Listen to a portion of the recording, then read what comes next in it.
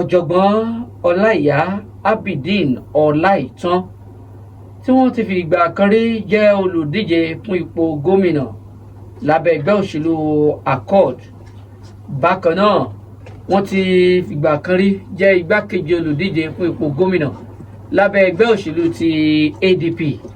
Wọ́n tún jẹ́ àgbà nínú ẹgbẹ́ òṣèlú APC báyìí. ọ̀jọ̀gbọ́n Ọláìyá Abideen Ọláìtàn, ẹ káàárọ̀ sà.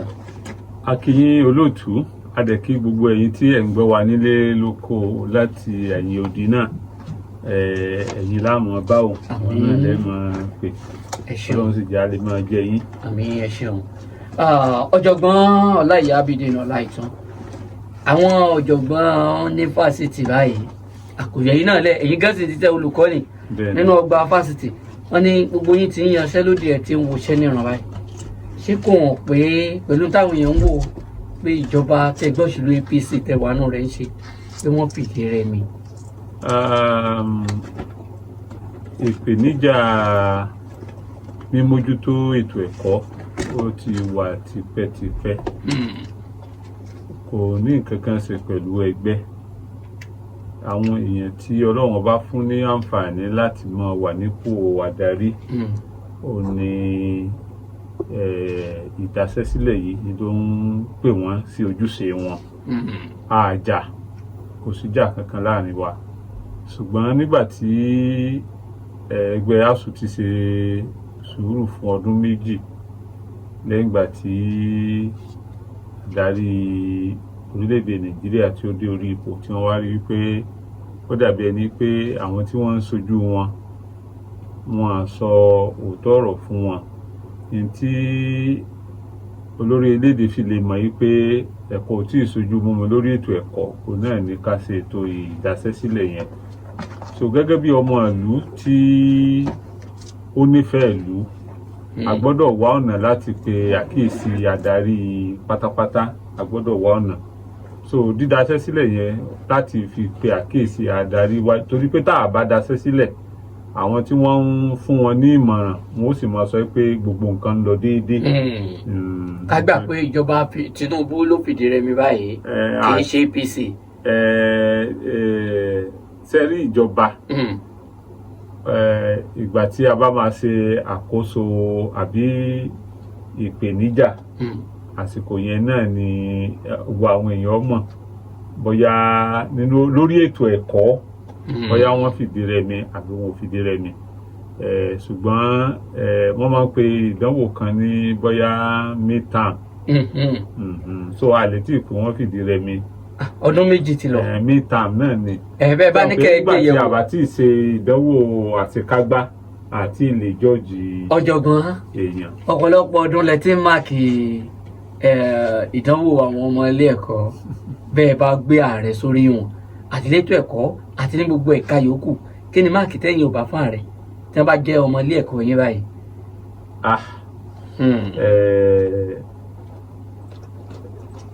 Bí ìdajì 50. Bí ìdajì ni màá fẹ́ fún wọn lọ́wọ́lọ́wọ́ báyìí. Fíànù wọn páàsì wọn fẹ́ẹ̀lì. Mo tí bóyá tí ó bá jẹ́ pé àsìkò tó kù yìí tí wọ́n bá fi tún ṣe àwọn ìgbésẹ̀ kan bóyá wọ́n lè jẹ́ kí máàkì yẹn ó tún lọ sókè díẹ̀ sí. Bẹ́ẹ̀ bá fún ìjọba Tinubu ní máàkì ìdá 100% òun náà lẹ́ fún un. Kí lọ́nà àbáyọ sí ìyanṣẹ́lódì tẹ̀yìn ọ̀jọ̀gbọ́n tẹ̀ ń gùnlé tó ti ń di gbogbo bàbá yìí? Ọ̀nà àbáyọ yẹn lójú tèmi sẹ́ni pé bí ilẹ̀kùn ni mo jẹ́ báyìí nísìnyí báyìí. Ìdílé tá a ṣe ń bí yín. Ó kàn yín ní ọ̀dọ̀ ìjọba, ó tún kàn yín lọ́dọ̀ àwọn olùkọ́ torí pé wọ́n ní morílé moróde, wọ́n ní kí ìjẹun àwùjọ tì. N tí èmi rí ń bẹ̀ kò ní wípé bí ìjọba ṣe ń mójútó gbogbo àwọn ètò yòókù, ẹ rí i pé lẹ́nu ọjọ́ mẹ́ta yìí àwọn ọmọ wa wọ́n lọ gbá bọ́ọ̀lù, wọ́n ṣe àṣeyọrí, ìjọba fún wọn ní ẹ̀bùn tó pọ̀. Ẹ rí i pé lẹ́nu ọjọ́ mẹ́ta yìí ìjọba tún fún àwọn kan ní amnesty pé àwọn dáríjì hàn. àwọn dáríjì wọ́n. Ìjọba ń ṣe palliative fún àwọn èèyàn, wọ́n gbé owó òṣìṣẹ́ wọ́n gbé lọ sí òkè pé oríṣiríṣi ìpèníjà ni ó ti dé bá owó àwọn òṣìṣẹ́. Nǹkan pàtàkì tó yẹ kí ìjọba ó ṣe láti mú ìdẹ́kun bá ìyanṣẹ́lódì ní ọ̀pọ̀lọpọ̀ ọgbà ó ní pé kí ìjọba mójútó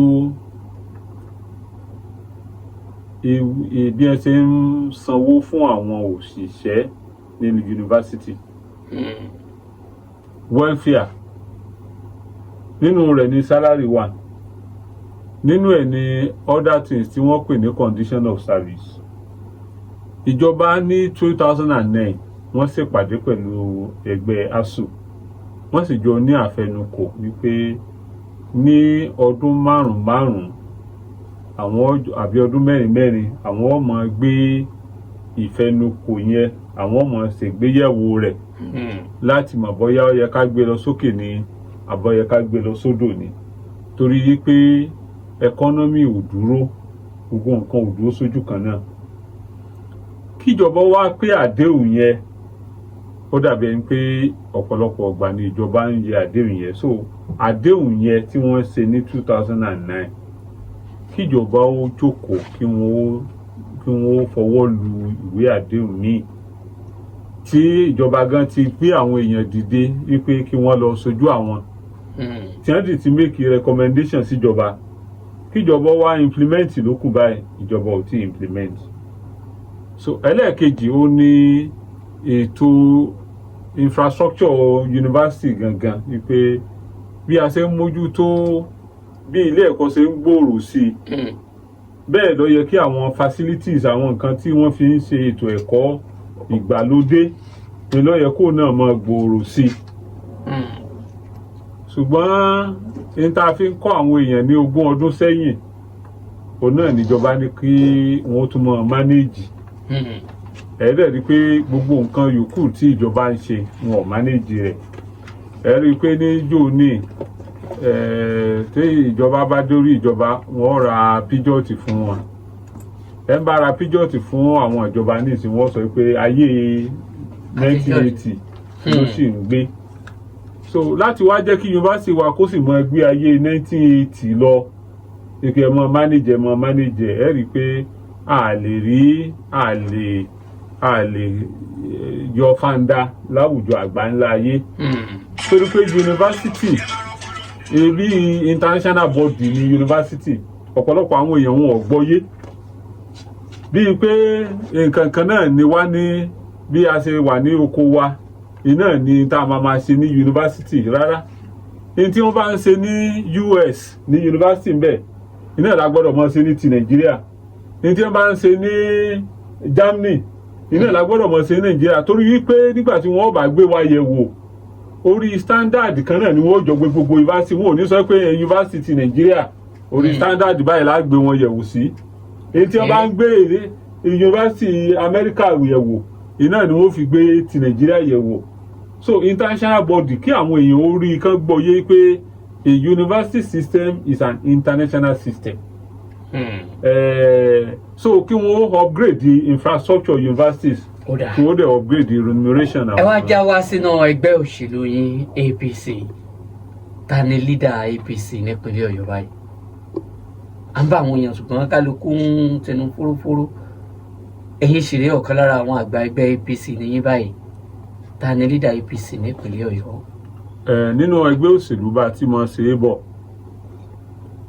tí ẹgbẹ́ òṣèlú tó bá ní gómìnà, gómìnà ní ètò à ń ṣe é bọ̀ láti 1999, òní máa jẹ́ leader ẹgbẹ́. Ẹ sì ní gómìnà báyìí. A ní gómìnà.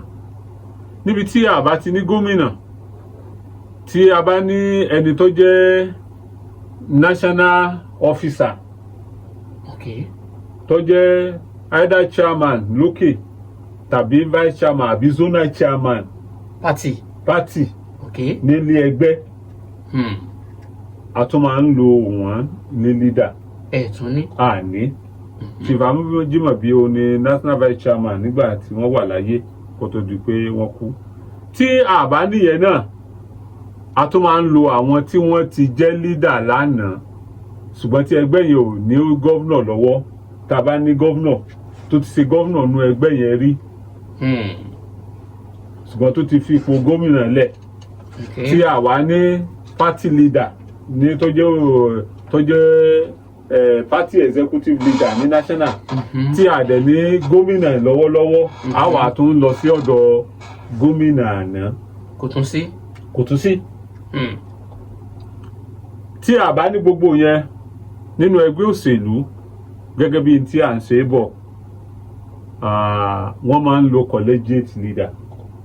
Èwo ni jẹ́ collegiate? Collegiate leader ni pé ẹni tó bá jẹ́ adarí ẹgbẹ́ ní state chairman yóò wá mọ láyàsí pẹ̀lú àwọn àgbààgbà ẹgbẹ́. Àgbààgbà ẹgbẹ́ bò ló ṣe máa ń mú àgbààgbà ẹgbẹ́ ẹni tó bá jẹ́ minister ni yóò fi síbẹ̀. Ẹni tó jẹ́ former deputy governor ni yóò fi síbẹ̀. Ẹni tó jẹ́ former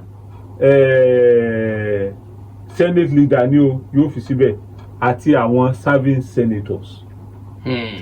Ẹ rí wípé a ṣe ìpàdé leadership group ní ẹnujọ́ mẹ́ta yìí ní Samanda. Ìkànnù àwọn àfẹnukò wa náà ni pé ìgbà tí a ti ní a leader so to say nínú àwọn nǹkan mẹ́tẹ̀ẹ̀ta tí mo kọ́kọ́ kà sílẹ̀ yẹn pé kí state chairman kó coordinate àwọn àgbààgbà ẹgbẹ́ kó fi wọ́n ṣe leadership council. Instead di a one leader person yóò àjẹ́ leadership àgbáríjọpọ̀ àwọn adarí ẹgbẹ́ ní state and lágbára Ọlọ́run ọba wọ́n ti ṣiṣẹ́ lórí ẹ̀ láyọ̀ láti fi tó ilé tí wọ́n ti ṣiṣẹ́ lórí ẹ̀. torí àwọn èèyàn ń wò pé state chairman wọ́n ti ní leadership council tí wọ́n ń consult pẹ̀lú. báyìí ṣùgbọ́n Báyọ̀ Adélabú ni mínísítà ẹ sì ní wọ́n jẹ́ olùdíje fúnpò gómìnà ẹ tún ní sẹ́nẹ́tọ̀ Teslim Kọ́láwọlé Fọlárìn náà ṣe láàrin àwọn méjèèjì kò sí lídà ń bẹ̀. Kò sí lídà níbẹ̀ àfi tí àwọn méjèèjì máa wà nínú council leaders. In tó ṣẹlẹ̀ ní wípé sẹ́nẹ́tọ̀ Teslim Kọ́láwọlé Fọlárìn ó ti dìbò wọlé nínú ẹgbẹ́ wa. Wọ́n dìbò wọlé láti gba tíkẹ́ẹ̀tì. Wọ́n dìbò wọlé láti ṣe sẹ́nẹ́tọ̀ nínú ẹgbẹ́ wa ẹ̀tíngẹ̀tì rẹ̀. So àwọn náà ní ẹ̀tọ́ láti wà nínú leadership council state. Bákan náà ni olóyè Báyọ̀ Adélabú òun náà ti dìbò rí nínú ẹgbẹ́ wa tó gba tíkẹ́ẹ̀tì òun náà dẹ̀ tún jẹ́ serving minister. So àwọn méjèèjì máa wà nínú leadership council bẹ́ẹ̀ kò ń ṣe pé ẹnìkan nínú wọn lè sọ pé òun ni leader tayọ ẹnìkejì. Kí lẹ wá rò pé ẹgbẹ́ òṣèlú APC tó ń fìdí rẹmi lójoojúmọ́ nípínlẹ̀ Ọ̀yọ́ yìí ìgbà táwọn PDP ó bá tiẹ̀ wọ́n ní Ọ̀yọ́ ti kọ́ APC ọ̀nà wọn ti jìn wọ́n ní ló fi jẹ́ pé gbogbo ọdún mẹ́jọ àwọn ẹ̀rí bíi tátù wọ́n sa látakò wọ́n ní wọn tún lè dá látakò gan ṣe wọn lè dá wọn mú nípínlẹ̀ Ọ̀yọ́ bí Ṣèyí Mákindé nìkan gan òní ń sojú APC ní sojú PDP ẹbẹ́ ẹ̀fẹ́ nǹkan gan l'Ábùjá gan gómìnà ni yóò kọ́kọ́ láǹfààní sáré kó tó di àwọn ọmọ ẹgbẹ́ yín kí lè rí sọ sí ìfìdírẹmi tó dé bá ẹgbẹ́ APC. Ṣe rí amúkùn ẹrù ẹwọ́ ni ó ní òkèlè wo sàlẹ̀ ní tó mú ìfìdírẹmi bá wa ní ìjàmbá tó ṣe wá ní election 2023 a ti dìbò federal àjáwé olúborí a return senator mẹ́ta pẹ̀lú ìrànlọ́wọ́ gómìnà. Ẹgbọ́n tí mò ń sọ o ní ìsọ̀rọ̀ president o mo la return senator mẹ́ta a return house of rep mẹ́sàn-án kò ń ṣe gómìnà ló ràn wá lọ́wọ́ láti return gbogbo àwọn yìí o ṣùgbọ́n wọ́n nítorí àtìlẹ́yìn àti ṣe àtìlẹ́yìn fáàrẹ lórí unity irọ́ tó jìnnà sóòótọ́ ni. wọ́n ní ẹ̀pù pé báwọn yẹn ṣe ń di fáàrẹ báyìí yẹn ń di ọjọ́ kan náà. irọ́ tó jìnnà sóòótọ́ ni.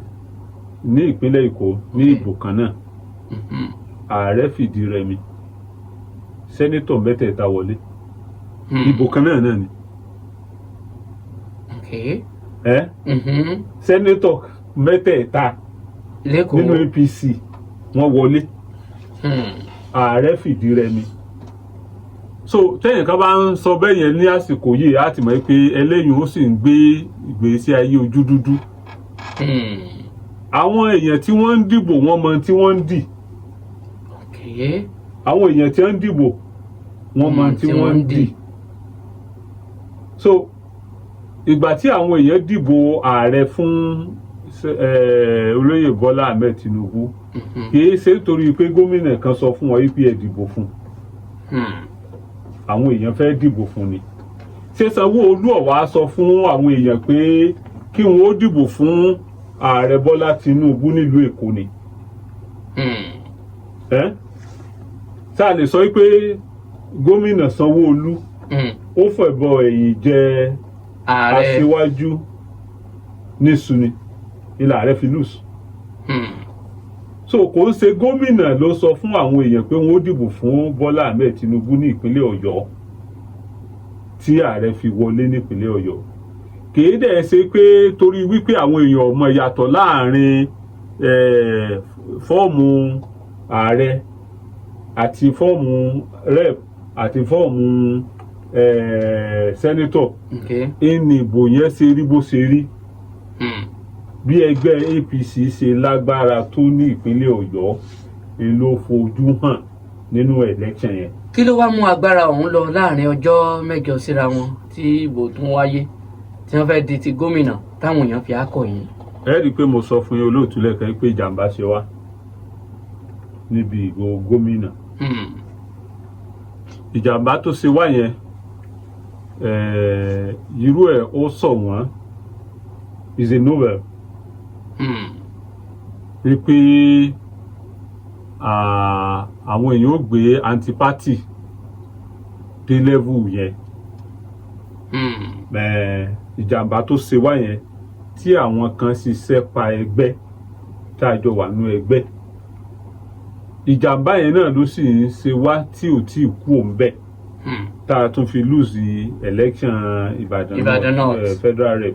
Wọ́n ní ìyẹn náà tún fojú hàn pé tó fojú hàn ní ìjàmbá pé 2027 gan bí nǹkan ṣe ń lọ yìí. Náà la ṣe ń túnra wá péjọ pé wọ́n ní tí ọmọdé bá ṣubú yóò wò wájú ṣùgbọ́n àgbàlagbà ní gbogbo wa ó yẹ ká wẹ̀yìn wò. Èyí tí ó jẹ́ kí ìjàmbá kó ṣe wá níjó ni ẹ̀yìn ló yẹ ká wò kì í ṣe wájú. Adẹ̀ ń sọ fáwọn èèyàn àwọn kan pé wájú ẹja máa wò ẹja tètè máa múra àlè wo wájú ìsọmọdé. Ẹ̀yìn ni ẹ wò báyìí. Ká wò kí ló mú jàmbá yẹn wá. Nínú àwọn nǹkan tí àwọn èèyàn ń sọ pé ó mú jàmbá wá tí a sì gbọ́dọ̀ wò dáadáa òun náà ni bí a ṣe ń ṣe primary ẹgbẹ́ wa.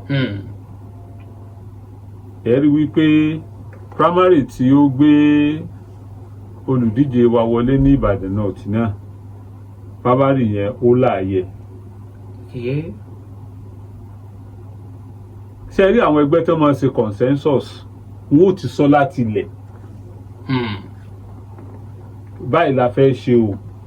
Ẹ̀yẹ wo election Èkìtì tó ń bọ̀ nísìn ẹgbẹ́ wa APC wọ́n ní consensus lórí wípé kí gómìnà Oyèbánjí kó máa ṣe lọ. Ó sì láìpẹ́ kó wọlé despite back when we ṣe primary. Torí wípé gbogbo wọn náà jọ ní àfẹnukò. Ṣùgbọ́n tó bá ti ń di pé bá ṣe yan àwọn tí wọ́n lọ sojú wa ó ti mú imposition lọ́wọ́ irú nǹkan tí máa ṣẹlẹ̀ nìyẹn. So ìkànnù àwọn nǹkan tí a gbọ́dọ̀ wò nìyẹn pé tá a bá fẹ́ ṣe àṣeyọrí ní 2027 a gbọ́dọ̀ impose candidate. Lọ́wọ́lọ́wọ́ báyìí gbogbo wa ti ń gbọ́ pé olóyè Báyọ̀ Adélábù ń bọ̀ láti díje dupò gómìnà nípínlẹ̀ Ọ̀yọ́. Sẹ́nitọ́ Teslim Kọ́láwọlé Fọlárìn náà tí ò tí ì sọ̀rọ̀ ọ̀tà àwọn yẹn náà ti ń wòye pé àwọn náà gbogbo body language tí wọn náà fi hàn pé ṣé kò ní jẹ́ pé bádìí ẹ bá dà mí lágbónú àfọlẹ́yìn. Ta lè rò pé ẹgbẹ́ ó kí ẹ lọ lò náà igun méjèèjì bẹ́ẹ̀ làwọn kan yìí sọ pé ẹ̀dà àwọn méjèèjì nù ẹ̀mẹ́lòmíì àpá ẹgbẹ́ nìyí. ẹni tí mo kàn lè sọ ń bẹ̀ náà ni pé wọ́n ní tí a bá dé ibi tí a ti fẹ́ sùn fọ̀rọ̀ lànà àìní wò wípé àsìkò tí ì tó fún wa báyìí. ṣùgbọ́n wọ́n ní àtòkèrè lólójú jíjìn tí mẹ́kún sùn. sọ̀fọ́ lò ní òṣèlú o wàláì ẹnìkan lè dé lọ́tùnla. Báyọ̀ Adélábù nígbà tí ó gba tíkẹ́ẹ̀tì ní 2018 April 2018 ni ló tó kọ́ mọ̀ sínú ẹgbẹ́. Wọ́n dẹ̀ ṣe primary ní September ó sì gba tíkẹ́ẹ̀tì oṣù márùn-ún. ẹja gẹ́gẹ́ bí ohun tí à ń bá bọ̀ ṣé bí kan náà àwọn méjèèjì bá lè yẹ̀bá ṣẹgbẹ́ òṣèlú APC ṣe àlàáfíà ìjọba àbí wọn ṣe kí kálukú wọn dúró kárí ẹbọ primary ní báyìí. yíyẹ̀bá nǹkan ni ó lè mú àlàáfíà ìjọba ní 2023 olóyè Adélábù ó yẹ̀bá ṣùgbọ́n síbẹ̀ náà dúkù wà ń bẹ̀. tó bá jẹ́ pé ìjà ni wọ́n parí ìjà dùn ó parí ṣùgbọ́n dúkù ẹlòmíì tó bá yẹ̀bá gan yóò bọ́ ọ̀tá yóò máa lẹ̀kùn sínú ilé ni. Fẹ́rí àwọn méjèèjì tí èmi ó sọ ń bẹ̀ náà ni pé kí wọ́n lọ gbà fọ́lọ́hun pé ntọ́lọ́hun bá fẹ́ lọ́lọ́hun ó ṣe. Kẹ́nìkankan nu wọ́n má fi dú ọ̀dà ìsórí pé election 2027 ó gbọ́dọ̀ jẹ́ mi ni ìpè tí ó bá ti jẹ́ mi á dàrú á bàjẹ́ tí mo lè sọ ń bẹ̀ nìyẹn. So tí wọ́n bá fún ẹgbẹ́ àwọn àgbààgbà ẹgbẹ́ láàyè láti ṣe ètò lórí wípé consensus láfi mú yẹn ní o àbí àádìbò ní o tí wọ́n sì ṣe tí ó táwọn méjèèjì ó sì fọwọ́ síwèé pé ibi tí ó bá já sí àwọn ó dúró tẹgbẹ́ àwọn ó sì sọ́pọ́ọ̀tì wọn ò ní gbẹ̀yìn bẹbọjẹ́ fún ẹni tí ó bá jáde sí lọ́wọ́ kò sí dandan kó jẹ́ pé wọn ó yẹ̀bá fún ẹgbẹ́. wọ́n ní Òkè Ògùn ló kàn báyìí kí ni tẹ́yìn lè sọ ń pa ẹ̀. níjọ́ tí a ti ń ṣe òṣèlú bọ̀ àjókòó níjókòó wípé a fẹ́ tò gómìnà ní oníbùnbù tí ó bá di pé a rò wípé ká tò ní oníbùnbù kò ní dáa kẹ́nìkan sọ pé òun lọ́kàn torí ní tá a bá tò àìpẹ́ ní báyìí lọ́kàn. Ìjókòó bá ṣe tò ní ló yẹ kí wọ́n máa pèpè fún kì í sì jókòó pé èmi ló kàn. Bó ṣe yẹ kó rí nìyẹn tó bá yẹ pé a fẹ́ tò ó. bó o ní a ṣe àtò báyìí wọ́n ní Ìbàdàn ti ń ṣe. Gbogbo ìgbà tí Ìbàdàn ń ṣe yẹn kò sọ pé Kógí Ògùn ó jókòó. Gbogbo ìgbà tí Ìbàdàn ń ṣe yẹn kò sígbà kankan tán fi sọ pé ẹ̀yin Òkè Ògùn ẹ̀yin ẹ má bá wa lọ́wọ́ sí ìbò yìí o torí pé àwa la fẹ́ sí lásìkò yìí. So tó bá di ètí ń bọ̀ àwa náà ò ní bá yín lọ́wọ́ sí tọ̀dọ̀ èyí tó bá kàn gbà yẹn. Ṣé ká pé ìjókòó èyí ti wà lánàá nígbà tí Ìbàdàn ṣe kì bá rọrùn láti pé ẹni báyìí lọ́kàn lénìí torí pé níjọ́ tá a bá ti tó wípé number 1 ní number 2 ní number 3 ní tí number 1 bá ti ṣe gbogbo èèyàn náà ló mọ̀ pé number 2 lọ́kàn tí number 2 bá ti ṣe gbogbo èèyàn ló mọ̀ pé number 3 lọ́kàn. So ìjókòó yẹn ìjókòó wípé káwa olóṣèlú ká jókòó ká decide wípé a fẹ́ mọ̀ tó báyìí á wà á tó bẹ́ẹ̀ number 1 to 7 ní orígun kọ̀ọ̀kan tàbí senatorial district la fẹ́ tó number 1 to 3 láà tó bẹ́ẹ̀ láwà pé number 1 ní ọkàn báyìí number 2 lọ́kàn báyìí number 3 lọ́kàn báyìí ìgbà yẹn ni ọ̀rọ̀ ta lọ́kàn ni ló tó sọ ṣùgbọ́n lọ́wọ́lọ́wọ́ báyìí ọ̀rọ̀ ibi lọ́kàn ibi ni ọ̀kàn kò tí ì tó sọ. tí ì tó sọ ká sì dúró di ìgbà míì ná. Lórí ìjọba tí ń bẹ lórí àlééfà nípìnlẹ̀ Ọ̀yọ́, bẹ́ẹ̀ bá máàkì gómìnà Ṣèyí Mákindé, kí ni máàkì ẹ̀? Ojú ò lẹ fi ń wo ìjọba gómìnà Ṣèyí Mákindé? Ojú tí mo fi ń wo ìjọba Ṣèyí Mákindé ni pé ó ṣe dáadáa lórí mídíà. Ó ṣe dáadáa lórí mídíà. Ó ṣe bàbá ń kà dáadáa. ń ròyìn ó dáa. Ó ṣe dáadáa lórí mídíà pọ̀.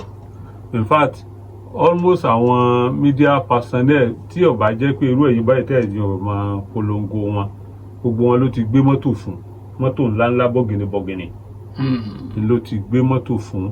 Ẹ rí i pé media house kan jóná jò ní nígbà tó lọ bá wọn kẹ́dùn, mọ́tò ló tún gbé fún wọn. Wọ́n sọ pé mọ́tò jóná o, ẹ̀sìn gẹ̀tẹ̀ mọ́tò ló gbé fún wọn. So lórí media ó ṣe dáadáa gan. Òun kó wọn mọ́ra, ó sì jẹ́ káwọn èèyàn máa polongo rẹ̀ ju bí tí ó ṣe tó. Okay. So lórí ètò education ẹ rí wípé kò sí nǹkan kan tá a lè tọ́ka sí wípé nígbà tí ó dé orí ìjọba o, àwọn ètò báyìí ló wá ṣe tí ó wá jẹ́ kí education kó tún gbé pẹ́ẹ́lí ju èyí tó bá lọ. Okay. Ètò education ò tí ì kúrò ní bí ó ṣe wà. Ẹ rí i pé nígbà tí bàbá wa Olúbàdàn tó dé orí ìjọba, ó dá àwọn skul kan lẹ̀ tó ní bó ṣe yẹ kí skul rí ni bíi model, bó ṣe yẹ kí ilé ìwé orí ni, ó dá wọn lẹ̀ káàkiri tí àwọn ọmọ ń lọ ńgbà náà. Ó tún sọ fún ó tún dá ètò wípé àwọn ọmọ tí wọ́n ń lọ sí ilé ìwé o, kí wọ́n má ju 30 lọ nínú yàrá kàwé, kí wọ́n lè ráyè fojú sí ẹ̀kọ́ wọn dáadáa, kó má di pé distraction máa pọ̀ nínú class. Wọ́n sì ṣètò àga kàwé, àga ìwé oríṣiríṣi, wọ́n ṣètò rẹ̀ fún àwọn tí wọ́n ń lọ sílé ìwé. Ẹ rí i pé nígbà tí Ajímọ̀bí náà débẹ̀, òun náà ṣètò àwọn alámòjútó iléèwé, governing council tó náà ní káwọn náà máa báwọn ìjọba mójútó iléèwé. So iléèwé kọ̀ọ̀kan ó ti ní àwọn èèyàn kọ̀ọ̀kan tí wọ́n ní wọ́n máa mójútó, whether they like it or not.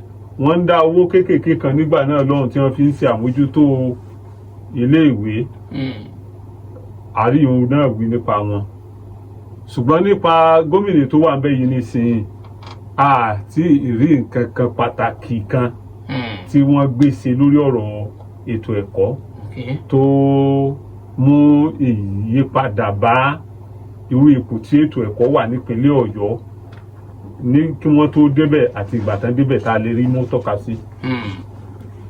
Bákan náà lórí ètò iṣẹ́ ọ̀gbìn, torí àwọn nǹkan tí máa ń mú development bá àwùjọ nìyẹn. Àti ìrí nǹkan pàtàkì tí wọ́n gbé ṣe tí ó mú ìdẹ̀kùn bá àìdá àwọn àgbẹ̀ ni o, tàbí ó mú èrè oko yàtọ̀ sí èyí tí wọ́n rí tẹ́lẹ̀. Gbogbo farm settlement ni àwọn land grabbers tí wọ́n ń pera wọn ní estate developer, gbogbo ẹ̀ ni wọ́n ti gbà tán. Gbogbo àwọn àgbẹ̀ wọ́n ti lé wọn kúrò lórí oko, wọn láwọn fẹ́ fi kọ́, àwọn fẹ́ fi ilẹ̀ kọ́lé. So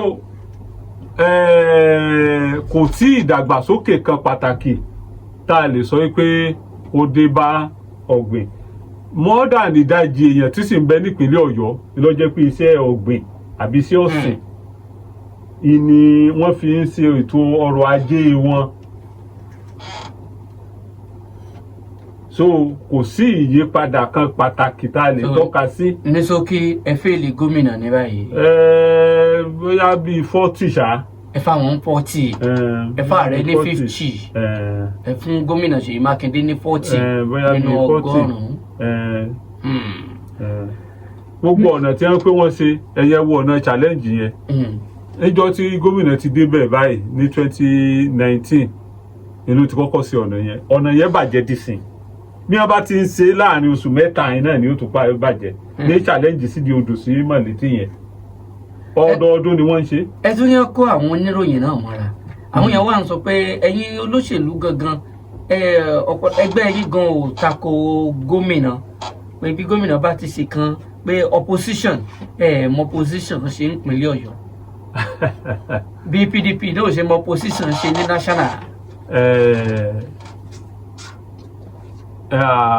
àbáwọn èèyàn kan ti jẹ́ dodo.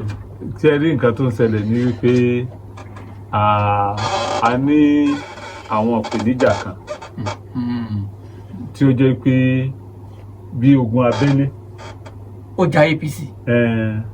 So ìpèníjà yẹn ni à ń gbìyànjú àti mójútó ìyẹn ló dẹ̀ ń fún àwọn tó ń ṣèjọba láyé àtàyè láti máa wò ó pé bóyá kò sí báwọn ò ṣe jẹ́ ṣùgbọ́n nígbà tí àsìkò bá tó gbogbo ojújú tí wọ́n fi ń bo àwọn ọmọ ìpínlẹ̀ Ọ̀yọ́ lójú gbogbo ẹ̀ láàkàkú. ẹgbẹ́ òṣèlú ADC dé tán báyìí wọ́n sì ní àwọn làwọn àti PDP yín àti APC o àwọn tí kúkú bá ẹ̀yin méjèèjì jọ sẹ́gbẹ́ kan Ọ̀yọ́ ń pè ọ́ náà tí wọ́n ń ta táwọn náà ń sọ pé inú ẹgbẹ́ táwọn bá wọ̀ lọ gbígbá ni àwọn ò gbà ẹ̀yin ẹgbẹ́ yòókù ẹgbẹ́ kan ṣẹ́rù mọ́ bẹ̀yìn báyìí. ẹ̀rù ọba wà torí pé níta ti ṣe é bọ̀ tipẹ́tipẹ́ ni irú ọ̀pọ̀lọpọ̀ àwọn olóṣèlú tí ń bẹ nínú ẹgbẹ́ APC àwọn tán bá Bọ́lá Ìgè ṣiṣẹ́ wọn bẹ́ẹ̀ àwọn tán bá Kọ́lápọ̀ Ìṣọ̀lá ṣiṣẹ́ wọn bẹ́ẹ̀ tí wọ́n ti rìtáyà àwọn tán bá Chief Lam ṣiṣẹ́ wọn bẹ́ẹ̀ àwọn tán gbogbo wa pátápátá àgbáríjọ ọ̀pọ̀lọpọ̀ olóṣèlú ìlànà sọ pé èyí tí ń jẹ́ olóṣèlú ọ̀pọ̀lọpọ̀ èèyàn mọ́ ṣe rí olóṣèlú kan ó ṣe déédéé 100 aráàlú olóṣèlú ẹyọ kan. So what we are saying ni pé níta ti ń ṣe é bọ̀ tipẹ́ ni ẹrù ọba àwa ADC they are welcome yàrá democracy náà ni kẹgbẹ́ ọ̀pọ̀ káwọn èèyàn lè rí ibi yà sí tí nǹkan tá ń ṣe ń bí ọ̀bà tẹ́ mi lọ́rùn mo tún lè rí ibi yà sí ń bì kúrò nú ẹgbẹ́ wa kì í ṣe kúrò láyé so kò ń ṣe tuntun. Ọ̀yọ́ ń pè ọ́ tó wá ń kó àwọn èèyàn. the same thing pẹ̀lú àwọn náà àwọn Gen Z àwọn ọmọ kéékèèké oríṣiríṣi náà iná ti ń bọ́ ta pé àwọn fẹ́ ṣe gómìnà àwọn fẹ́ ṣe gbá àwọn fẹ́ ṣàwo. Ojú ọ̀run ni ọ̀rọ̀ òṣèlú ọ̀tẹ̀ yẹn fò láì farakanra tẹ́tẹ́ ṣùgbọ́n tó ń bẹ̀bẹ̀ náà ni pé ẹgbẹ́ òṣèlú APC ó sì dúró digbí. Ọ̀jọ̀gbọ́n Ọláìyá Abídèmí Ọláìtàn ìgbà tẹ́ ẹ díje papọ̀ pẹ̀lú gómìnà Adébáyọ̀ Aláò Àkàlà tó dolóògbé tí wọ́n fún yín ní ipò pé kẹ́yìn jẹ́ igbákejì wọn kí ló mú yín fìdí rẹmi ńgbà náà torí àwọn èèyàn wò pé ẹni tó ti dépò gómìnà rí lẹ́jọ́ fẹ́ rọ̀nù papọ̀ kí ló ṣẹlẹ̀ nígbà náà torí ẹ̀ tí ì sọ̀rọ̀ débẹ̀ láti gbà. Kò ń ṣe pé a fìdí rẹmi a step down ni. Lọ́nà wo fún ta ni. A step down fún Adélabú ní 2019 election yẹn a fìdí rẹmi. Ọ̀túnba Adébáyọ̀ Aláò Àkàlà àtẹ̀yìn a step down fún Báyọ̀ Adélabú. A step down fún Báyọ̀ Adélabú ni ẹ̀ẹ̀mejì nínú ẹgbẹ́ APC ni wọ́n ti ń jẹ mí nípa pé ká step down. Nígbà tí mo lọ contest fún national secretary ní 2022 náà wọ́n jẹ mí nípa pé kí n step down fún Chief Omisore ni kò ń ṣe pé bóyá àfìdí rẹmi àwọn èèyàn dúró lẹ́yìn wa pé ká dìbò yẹn wípé a máa wọlé torí èmi àti Chief Omisore ló kù nídìí contest yẹn ní Igu Square ní Àbújá ní ọdún náà lọ́hùn. Ìbò 2019 yẹn àwa náà ni ọ̀pọ̀lọpọ̀ aráàlú ń fẹ́ ṣùgbọ́n ẹgbẹ́ tá a gbé lọ́wọ́ nígbà náà lọ́hùn ẹgbẹ́ yẹn ò tí ì fẹsẹ̀ rinlẹ̀ dáadáa. Ẹgbẹ́ ò lè gbé dání. Ẹgbẹ́ ADP. Ẹgbẹ́ ADP ẹgbẹ́ yìí ò tí ì fi ẹsẹ̀ rinlẹ̀ dáadáa tí a fi lọ fún election. Èló ni Báyọ̀ Adélabú fẹ̀yìn àti Àkàlà. Kì í ṣe Báyọ̀ Adélabú igan ló negotiate stepping down wa. Ta ni? Ààrẹ àná àti ààrẹ ìní. Aṣíwájú Bọ́lá Tinubu. Bẹ́ẹ̀ ni. Àti ààrẹ Muhammadu Buhari ní ẹni kẹ́ step down. Àwọn náà wọ́n lo agbára ìjọba àti wípé kí ni promise wọn? Kí ni ẹjọ́ promise wọn gẹ́gẹ́ bí tí ọ̀gá tèmi nígbà náà lọ́hùn tó sọ fún mi ní pé tí a bá dìbò tá a bá wọlé àti pé ní agreement wa yẹn o àjọṣe ìjọba ni. Àwọn appointment tí federal náà bá dẹ̀ máa fún wa ní Ọ̀yọ́ state wọ́n jọ máa pín fún wa ni. Tí ó fi jẹ́ pé tiwa ò ní jẹ́ kò ní gbé. Kìí sọ̀rọ̀ owó ní àti dìbò alákọ̀ọ́kọ́ àdìbò federal àwa rí wípé nínú ìbò federal yẹn àwọn ẹgbẹ́ méjèèjì tí wọ́n ti fẹsẹ̀ rinlẹ̀ dáadáa àwọn náà tún rọ́wọ́ mú. Àwa wà ní ipò kẹta, àwa ADP la wà ní ipò kẹta. So olóyè Àkàlà veteran ni nínú òṣèlú. A ti rí wípé nínú òṣèlú tá a bá ti lọ sí contest tó o bá ti ṣe ipò kínní kò sípò kankan tó rí o ṣe kò nítumọ̀ kankan. So nígbà tá a wá ṣe ìbò àkọ́kọ́ yẹn tó yẹ pé ipò kẹta ni a ṣe. Àwọn ẹgbẹ́ méjèèjì tí wọ́n ṣe kínní àti kejì. Ẹ wá dé ayò. Àwa dá ayò. Wọ́n ń pè wá lọ́tún, wọ́n ń pè wá lósì pé ká wá darapọ̀ mọ́ àwọn kájọ ní àjọṣepọ̀. So ẹgbẹ́ APC iná wá yáwọ́. Torí pé PDP àjọ ń ṣe náà ni àjọ ń ṣe coalition tẹ́lẹ̀ ní kí Ṣèyí Mákindé tó kù ní coalition yẹn. So bí Ṣèyí Mákindé náà ṣe rí pé ìbò àkọ́kọ́ yẹ kò favour òun náà sáré torí bọ coalition padà. Nígbà tó torí bọ coalition padà òun náà become ẹnìkan tí wọ́n lè máa consider. So ìgbà tí àwọn APC rí pé tí àwa bá dúró bẹ́ẹ̀ yẹn ó ṣeé ṣe kí ìbò yẹn kó favour ẹni tí coalition yẹn bá favour. Wọ́n dẹ̀ rí pé coalition yẹn fẹ́ favour engineer Ṣèyí Mákindé PDP torí wípé òun win ní senatorial state ó dẹ̀ win ní rep 3. Àwa win ní rep kan ọ̀dọ̀ Chief Adébáyọ̀ Alákàlẹ̀ nìkan ni àwa win. Àwọn sì wá fast forward pé in fact presidential jet ni wọ́n fi wá gbé Chief Àkàlà kúrò nìbàdàn lọ sí villa. Nígbà ìwá ṣe gbogbo ilé ìtàn ẹ fìdí rẹmi ní state ṣùgbọ́n wọ́n wọlé ní federal. Bẹ́ẹ̀ni. Kí wàá ní ǹjẹ́ mú lè ríṣẹ́? Àwa wà lẹ́nu pé ẹ mú lè ríṣẹ́ o wọn tí mú lè rí yẹn ṣe tí kò fi mú Chief Àkàlà sọ́dọ̀. Ìgbà tí olóògbé ti wá dágbére fáyé kó dìgbà ó ṣe. Wọn ò tí ì ṣe nǹkan kan fún wa dìsín àwa tá a jẹ́ igun Àkàlà kò tí ì sí àǹfààní kankan nínú APC tí wọ́n ti ṣe fún wa. Ìgbà wo lẹ́wà kó ń bẹ̀ báyìí? Tí decide pa ń kúrò ń bẹ̀ o. Torí wípé àwa yìí ṣe ọmọdé olóṣèlú. Ní tí ọba lé wa àwo rí báyìí bóyá torí pé mi jẹ́ Ìbàdàn ṣá. APC ò tí mú lè ríṣẹ́ dì sí. Àwọn ò mú lè ríṣẹ́ o wọn ò ṣe nǹkan kan a sì rán wọn létí wọn ò ṣe nǹkan kan fún wa títí dàsìkò yìí. Nígbà tá a fẹ́ dìbò federal election yẹn gbogbo gúrùpù Àkàlà ni wọ́n sọ pé kí n lọ dìbò national secretary.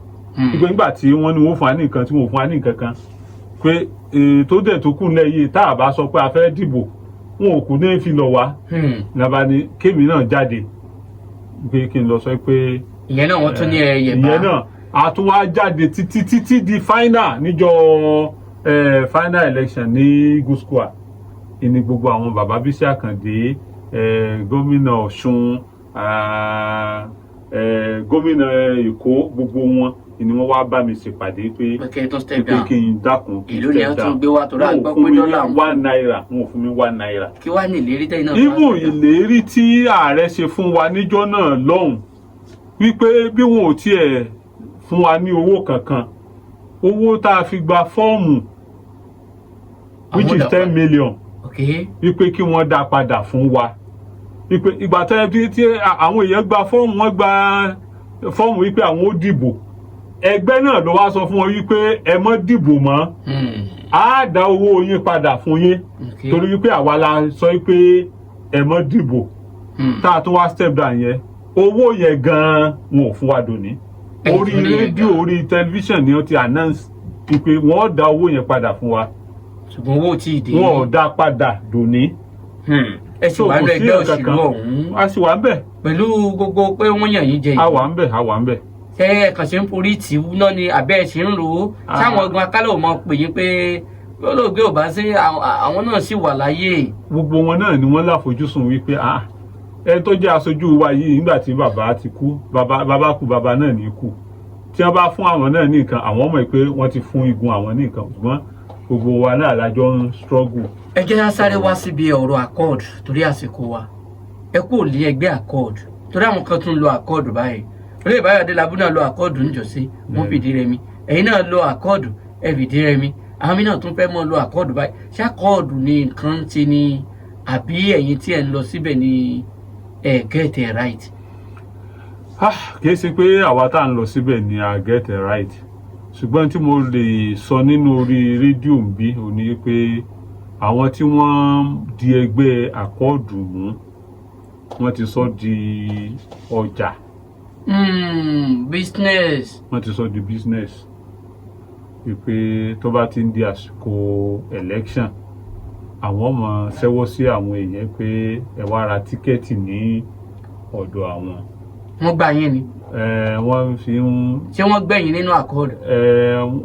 Ó jọba náà. Torí pé ní ìgbà yẹn ní 2017 tí bàbá wa kábíyèsí tí wọ́n kúrò nínú àkọọ̀dù, èmi jẹ́ ọ̀kan lára àwọn ọmọlẹ́yìn wọn.